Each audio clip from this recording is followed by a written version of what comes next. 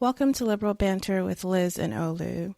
This week's episode is all about right-wing conspiracies, from debate prep allegations that Kamala Harris was cheating to all the nativism and lies that are circulating around immigrants in Ohio and Colorado. So first, we're starting with debate prep, rumors, lies, conspiracies about Kamala Harris, because obviously she won, and Republicans have to come up with excuses when their candidate doesn't do well instead of just admitting he should have done a better job preparing. Yep. So as we're all coming, down from just the absolute joy of watching Kamala Harris completely destroy Trump, for the right-wingers, their brains could not compute. And so they went for their favorite blankie, their favorite pacifiers, which is coming up with conspiracy theories to explain why their own candidate clearly face-planted and lost, and to explain away, Kamala Harris's excellent performance. Mm-hmm. And there's been a number of them, but we're just going to talk about the first one. So Liz, I don't know if you heard about this one, but Kamala Harris is wearing this very understated pearl earring, sort of clipped on the back. Mm-hmm. Conservatives found a smart audio Bluetooth pearl earring wow. that kind of looks similar to it, but actually the clip-on at the back is completely different, But it is a pearl earring. Okay. That apparently has Bluetooth capabilities. And in their claim, they claim that this Bluetooth earring was put on Kamala so that she could hear someone talk to her and feed her answers through the Bluetooth. Wow. Hold on. So they're saying she used that to be fed what? Answers to questions? Yeah, I just sent you a screenshot of this thing. She's let me check my time. She's a middle-aged woman who wears pearl earrings from Tiffany's, curl horror, just impossible to imagine a 50-something-year-old woman wearing pearl earrings, right? Like, just the absolute nonsense here. It doesn't even look like the same earring. It looks completely different, right? And the idea that she would be able to do this and none of the producers would know, the debate moderators wouldn't know. Like, what do they think is going on here? I mean, why stop there? Why not say, she had a microchip planted in her brain to give her the answers, like, while we're at it? I mean, the thing that bothers me about this is that I don't even think, first of all, why would she need to do this? Like, we all knew what questions were going to be asked. I don't think anyone should be surprised at the questions that came during the debate. Of course, they're going to ask Trump about January 6th. Of course, they're going to ask her about her alleged flip-flopping on fracking. Of course, they're going to ask about the economy. Of course, they're going to ask about immigration. You don't have to be a genius. You have to be just someone with minimal understanding of today's politics. Anyone could have come up with a list of questions. So the fact that she did well can't be because she prepared like a normal person for what amounts to a job interview, prepared questions and answers in advance, prepared her talking points, prepared her comebacks, knew how he operates because, he's been running for office for 8 years and knew what would bait him into saying stupid things.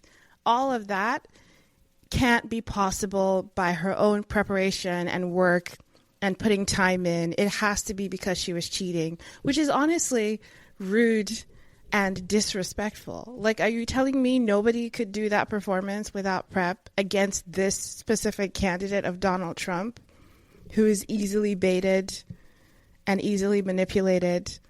Come on. It's just so stupid. I mean, that would completely go against the narrative they've been building, right? They spent the last 4 years claiming that, she's this laughing, machine, airhead, he literally calls her stupid and dumb in so many words whenever JD Vance or Trump talks about her, right?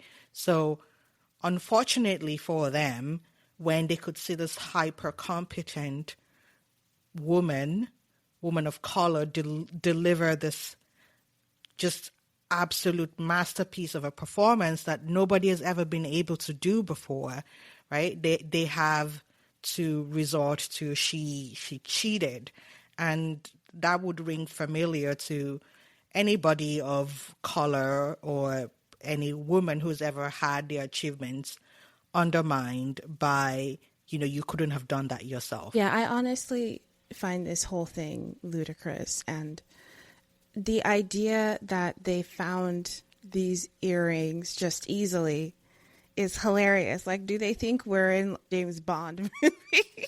People are putting Bluetooth earrings in their ears and they're cheating, and she's getting messages fed to her. Like, what do they think is happening? What do they think is happening? What do they think Democrats are doing? How is it possible that Democrats are too stupid to run the country, but somehow continue to successfully carry out these conspiracies and plots and, hidden plans? How can those two pieces of information live together in the same person's head and coexist? Either the Democrats are dumb and don't know what they're doing, or they're the greatest geniuses we've ever seen politically, and we should just let them run the country if they're that great. Like, why are we even fighting this if they're so amazing? I don't understand. I don't understand Republican voters and Republican politicians that push these stories. It's just, they can't just take an L. They can't. There's always some other nefarious reason why they didn't do well. It can't be the party of personal responsibility will never take responsibility for something they didn't do properly. It's always someone else's fault. Yeah, and I saved the kicker for last. Oh my God, there's more. Oh God. Well, those Nova earrings that I just screenshotted you, they're actually not on sale yet. It's just some Kickstarter startup company. Oh, come on. What? I thought it was something on Amazon. What are you mean? What? Oh my God. Yeah, you can't even buy them yet. So this is the problem, and this is going to be the theme for each conspiracy that we unravel in this episode. Just the absolute brain rot on the GOP side. Oh my God. is outstanding. These people are irresponsible. I mean, so it's not even a street product. Basically, it's not available. So how would she just texted the founder and was like, "Hey, I know this is a Kickstarter. Do you have a demo? Do you have a prototype you can share with us, and I'll try it out on a national stage?" Wow. Exactly. I mean, just the level of, conspiracy that you would have had to pull to achieve this. It's just impossible, right? But this is from the minds that gave us Pizzagate. So this is still tame compared to some of the things that these absolute loons are able to come up with. Wow. I'm actually stunned because I can't believe this is what we have come to. Instead of focusing on policy and issues, let's try trickle-down economics another time, guys. Let's try that. We're not even talking about that. We're talking about earrings from a Kickstarter and whether or not they were used at the debate. It's actually, you know what? I don't know. I want to say I saw recently a clip from the 2012 presidential debates with Mitt Romney and Barack Obama. and they were having a discussion about economic policy and foreign policy and disagreeing on the finer points on how to deal with Russia and all of that. And I thought to myself, contrast that debate 12 years ago with the one that just happened this week, where we ended up with they're eating the dogs, they're eating the cats, and arguing about his crowd size at his rallies. And Republicans have really sunk very far. All their sort of founding fathers of their party have got to be rolling over in their graves. This cannot be what the Lord and Savior Ronald Reagan wanted for his party. There's no way. I guess, sure, if you want to feel bad for zombie Reagan, that's fine. Oh my God, I don't feel bad for him. I just think it's interesting. If he were around, if you believe in ghosts, I can't imagine he's hovering around, I don't know where, thinking to himself, yep, this was the plan. This is what I wanted. Yeah, and that is still not the worst debate prep oh my God, theory. what? I have another one for you. Oh God. From the brilliant mind of Marjorie Taylor Greene. She claims that there is an ABC whistleblower who told them that Kamala was given the debate questions ahead of the debate, and then mysteriously died in a car crash. Are you serious? Mysteriously died in a car crash after telling them that this happened. God. Okay. I'm sorry. What? Those whistleblowers are they never seem to make it, do they? It's really hard out there. It's a difficult time to be a whistleblower. What do you mean he died? Or is it a he or a she? I don't even care. I don't care. Why are we even giving this credence? What do you mean the person died in a car crash? So they, spilled all these secrets to Republicans, didn't go to the press, went specifically to the Republicans because that's what you do. And then between Tuesday and now, they've been killed. That's what she's saying. Yeah, and I mean, we don't even know what gender this person is because just an unidentified person. She just posted this on Twitter, saying that the tweet literally said, the ABC whistleblower who claimed Kamala Harris was given debate questions ahead of the debate has died in a car crash, according to news reports. What news reports? We don't know. There's no link to any, journalistic site or media site or anything. I'm sorry. There's no I'm name. gonna have to Google this. I can't just listen to it. What do you mean? There's no name. It's just apparently it came from an AI generated website, this fake news, and then she just posted it, but she didn't even post the news source, right? And then she posted later, this story appears to be false, and I'm glad to hear it. Oh. But then okay. we need a serious investigation into the whistleblower's report that Kamala Harris was given debate questions ahead of time from ABC. So I think what she's saying here is that, okay, I guess he did not die in a car crash, but she still believes the part of the, debate questions being fed to reporters, to Kamala, I mean.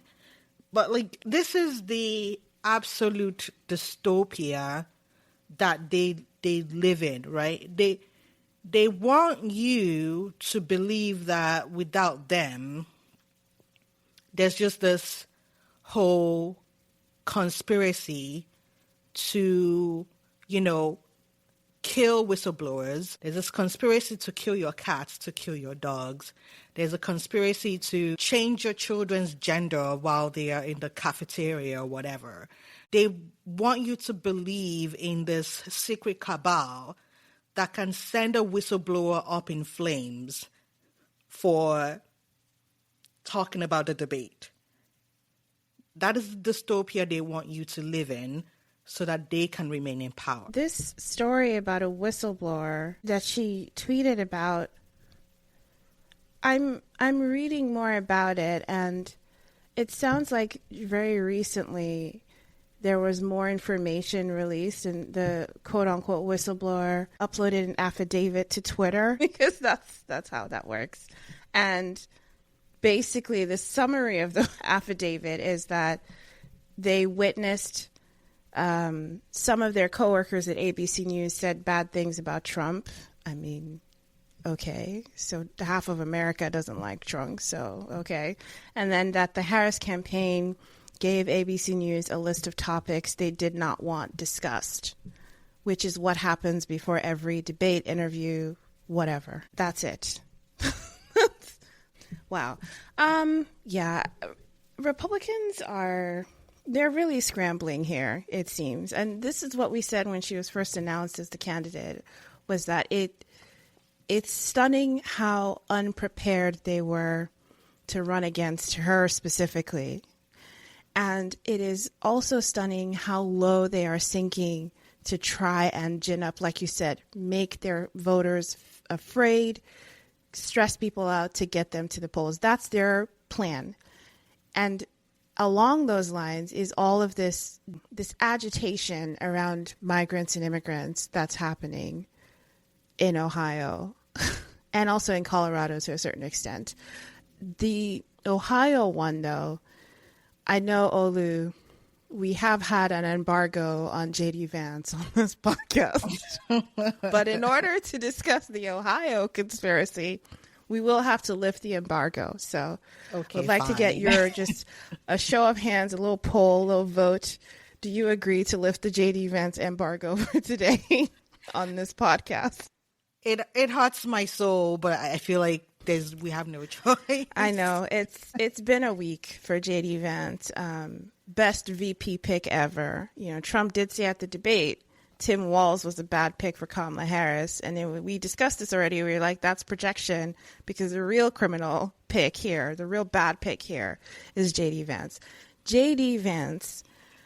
I'm trying to figure out where to begin with the Ohio stuff, because yes, there's a fun little jingle that we all have in our heads now because of the song, "They're eating the dogs, they're eating the cats." But it did not start out as a fun little jingle. We talked about this already in our debate special issue, but I would just recap. There was a fake story that was posted. I'm going way back now. It was posted on Facebook that a woman, and please see if you can follow me here, a woman posted on Facebook that her neighbor's daughter's friend, seriously, what did I just say? A woman posted on Facebook that her neighbor's daughter's friend saw migrants eating cats. I can't tell how many levels of hearsay this is. I'm not a lawyer. If you're a lawyer, please let us know. That post was then screenshot. It was in a sort of neighborhood post in Springfield, Ohio. It was screenshotted and then taken out of that group and posted to right-wing news websites as evidence that Haitian migrants were eating dogs and cats. And then it went from right-wing nonsense, basically, to the Republican Party VP nominee, JD Vance, posting it on social media, promoting it on social media. The Arizona GOP, I think, bought billboards in Arizona saying "Save Cats." Right-wing people, because they think they're hilarious, were posting memes about Haitian migrants eating cats and saying "Vote for Trump to save the cats and dogs." That all happened over a couple of days early in the week, and by Tuesday evening, that story made its way to America's debate stage, where Donald Trump said, "We have to get rid of migrants because they're eating the dogs, they're eating the cats." There has been no evidence that any of this is happening. And JD Vance is one of the people most responsible for pushing this from some right-wing fringe nonsense online to the real world, to the point where his own presidential candidate, his alleged partner, fell for it, brought it up, made himself a laughingstock. I know that people have given JD Vance a lot of leeway and allowance, even though he said Trump was America's Hitler. But I'm really beginning to have my own conspiracy theory that JD Vance is secretly a Democrat trying to tank the Republican Party, because there's no other explanation at this point. So this has always been my argument. Folks want to believe, a lot of folks on the Democratic side and even the Democratic leaders, they want to believe that there is a sane Republican Party somewhere. They want to believe that, the party of Reagan or whatever can be resurrected. And the point is, those people are lost beyond recovery, right? This is not Laura Loomer saying this. This is not, some podcaster saying this. This is the second most powerful person in the GOP right now saying this, right? He's the one who started it. And so when we talk about the Republican Party and we talk about the fringe, I just don't see the difference. Where is the line between the fringe and the mainstream at this point? I mean, JD Vance was supposedly a reasonable person, right? Yale educated. Mm-hmm. Actually came up with some liberal democratic credentials. Otherwise, it seems like a sane person. And then he is able to unleash this absolute insanity on his own constituents, by the way, because he's the senator from Ohio. Yep. And now they're dealing with bomb threats in their schools, in their hospitals. They're having to evacuate hospitals and schools. Mm-hmm. I keep coming back to just the amount of disdain and the lack of respect the GOP has for its own voters. These Haitian immigrants are not illegal. I'm willing to accept that they are, stretching the resources of the city. It sounds like, 20,000 people descending on a city of 60,000 people. Sure, all of your public resources are going to be stretched. But you're the fucking senator from Ohio. That is your job as the senator from Ohio to actually get them federal funding. Have you written a letter to Joe Biden about this? What have you actually done for these people, apart from put them in a national spotlight that they did not ask for, and then have bomb threats descend on them, and now their kids can't go to school? Yeah, it's actually pretty terrible, and it's so it's so calculated. I think that's one of the things that we've talked about JD Vance before, but that's one of the things that really, really, truly, truly rubs me the wrong way about him. It is so calculated. He knowingly does these things. He literally today on CNN admitted that he made this up because he says he wanted to draw attention to the problems of his state. I mean, he's definitely gotten attention. Now they have white supremacists showing up at their town hall meetings. This is so calculated, and the outcome is obvious to anyone who is paying attention. Like, JD Vance is so smart, in quotes, to come up with fake news to push an agenda, but he's not smart enough to understand there are going to be real life consequences as a result. He is not smart enough to understand that there are people behind this. When they first started promoting this story as a funny thing, they're so thirsty on the right for their own humor and comedic moments that they manufacture things. But it's so mean-spirited and racist. They never understand. When Democrats say Trump is weird, when Democrats say Trump is talking about women in a negative way, when Democrats say JD Vance is disrespectful to people without children, and they make those into punchlines, those are all jokes based on real things that Trump and JD Vance have done. Nobody is making stuff up. Kamala Harris's campaign is using real clips from Trump rallies to point out the insanity of the things he says he's going to do. Nobody is making stuff up. Democratic senators are not making personal attacks on Trump or JD Vance. They are pointing out issues with their policies and the way they view things. But on the right, when they try to make, quote, jokes, when they try to be funny, it always falls flat because it's malicious. It doesn't come from a place of principle. It's usually based on lying and nonsense and fake news. And it is so upsetting to watch. It's so upsetting to watch because if they would just do better, we could have a real reasoned political debate in this country about the right way to build things, move forward, continue all the recovery from the pandemic. But instead, we have to spend time debunking nonsense because Republicans can't help themselves. JD Vance especially is this new breed of Republican. They cannot help themselves. It's just, excuse my French, it's fucking aggravating is what it is. Absolutely agree 100%. They cannot do humor because it is always about punching down.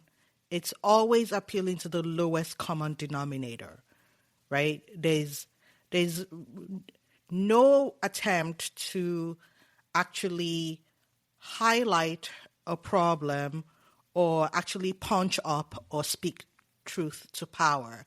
It's always about demeaning others. And that's why the culture has left them, right? The popular culture where the art is being made, where the music is being made, where the films are being made, where the comedy is being made, where the good artistic pursuits are being made has completely left them behind. That's why they can't get any celebrities to come to their rallies. They get all these Z-listers.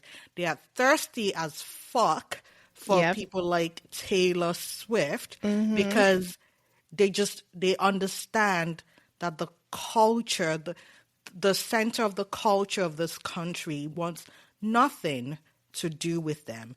And that's why good Christian Donald Trump woke up on a Sunday morning to tweet in all caps or whatever the fuck he does on his social media network. I don't know what it's called.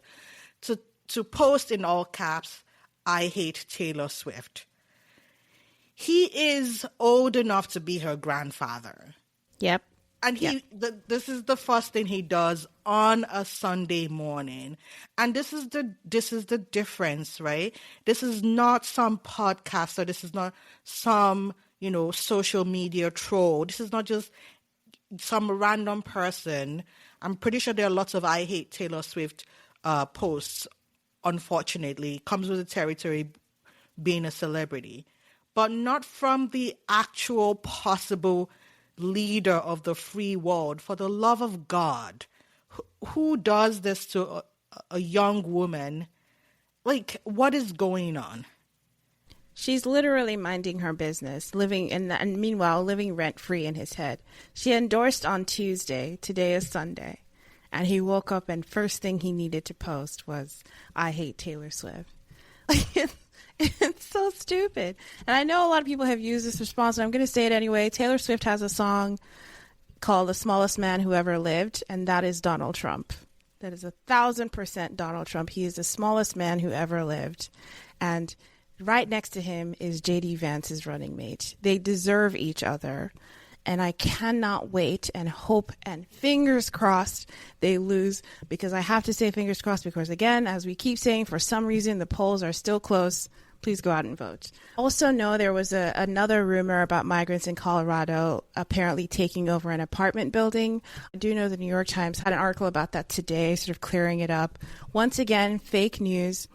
It was a property developer who called in to a local news station and gave them a tip, in quotes, saying that migrants had taken over one of their properties in Aurora, Colorado, which is a suburb of Denver.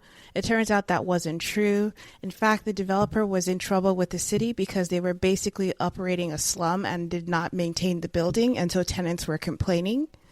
And instead of doing the fix and fixing what the city had asked them to do to bring property up to code, they decided to call into the news and blame it on criminals and gangs that were Venezuelan migrants apparently taking over.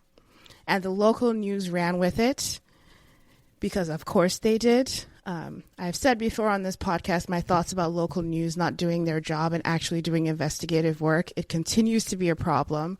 Local news ran with it. And then the mayor of the town, the person who is supposed to, a Republican mayor, conservative mayor, someone who's supposed to represent his people, protect his people, ran with it and made it a national talking point, and now has to backtrack, is now, again, also apologetic, just like the person who started the Ohio story, also apologetic about making his town look bad, about spreading fake news. But of course, people on the right are running with it, and now we're adding Aurora, Colorado to the long list of cities that Republicans think have been destroyed by insert liberal policy here. And it's just another example. It's like, it's leopards ate my face. But again, more of the same fake, lying, spreading misinformation on the right just to make a political point. I heard about the, in quotation marks, marauding, band of migrants Venezuelans, attacking the building. But I didn't hear the correction, right? And this is the problem.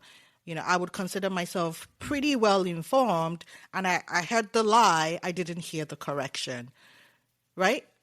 This is the sickness that the GOP is planting in our country, election cycle after election cycle. This feels very reminiscent of the midterm elections, where all the businesses got to claim that they were losing stock because people were stealing from them and they were having to close stores. And then it turned out to not be true, even though the journalists, the media, everybody ran off with it, right?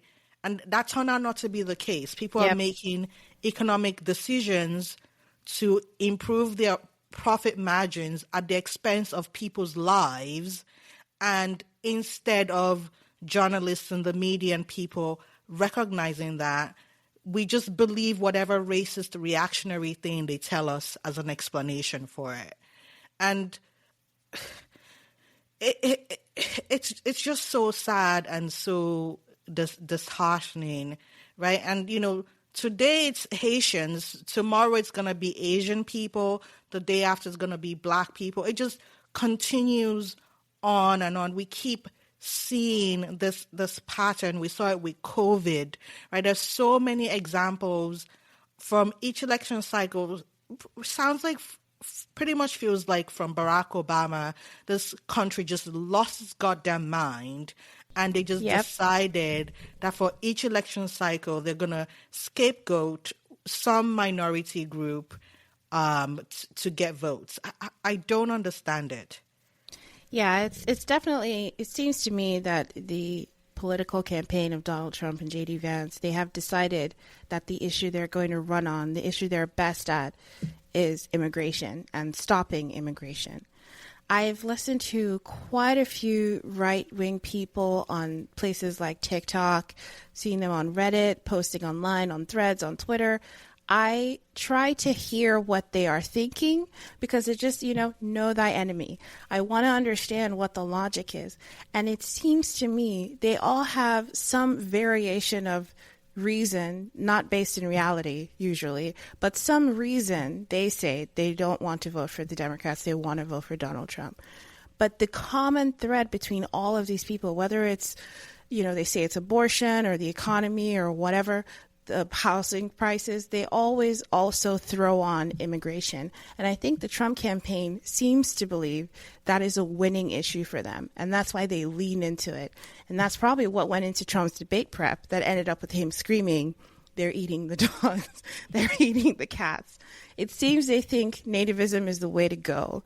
They want to make Americans afraid of the other, and that will be enough to win them the election. And I hope we prove them wrong, because it's not a long-term strategy for success. I don't know what they want, for example, the Democrats to have done about the border. They put forward a border bill. It was everything Republicans say they want. There was money for a wall. There were more border agents. There was faster processing, better background checks on migrants. All of this. Trump killed that bill. Trump told them to go against it. And what ended up happening is the border protections part of the bill was stripped out and removed. And I just want to reiterate, the Democrats are not the party of open borders either. I mean, I'm a liberal. I don't think anyone in this party who's paying attention thinks that Democrats are the party of open borders. But for whatever reason, Trump and his campaign think that's what they're going to run on. They're staking their entire campaign on nativism and racism, and that is their plan. And so I guess we'll see if it works. I hope it doesn't. I hope so too. We have 50-something days to this. God help us all, because my poor mother is fully invested in all of the stuff, and I just have to keep reminding her that it is a toss-up. It's always a toss-up. We swing from Democratic to Republican all the time, because I just feel like she's going to be devastated if Trump wins. And I feel like a lot of people in this country would be devastated. I mean, I think so too. I know that I would probably take to my bed and just, No, listen, I am planning an election night with wine and charcuterie. It's like I've done it the last 2 elections in a row, and it's a new tradition at my house. It's wine and charcuterie boards, and that's how we watch the results come in. And you know what? If Trump wins, I think I'll be okay.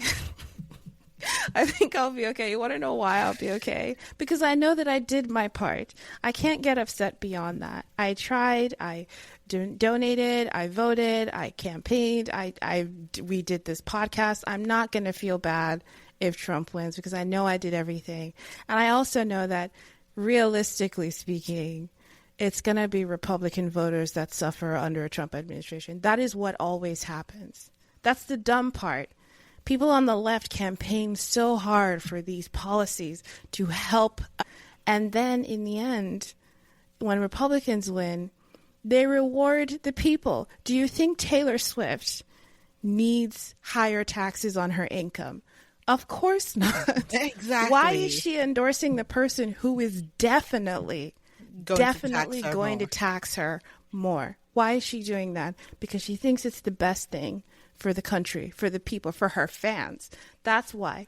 The people who don't earn $1 billion a year from touring, if they want to vote for Republicans, that's fine. Taylor Swift will be fine. She will be fine. The people who, the celebrities, I know you don't like them, although rich people that showed up at the DNC that are supporting Democrats, they're not going to be upset if Trump wins. They're not, because guess what? They're the ones who benefit from these trickle-down economics policies.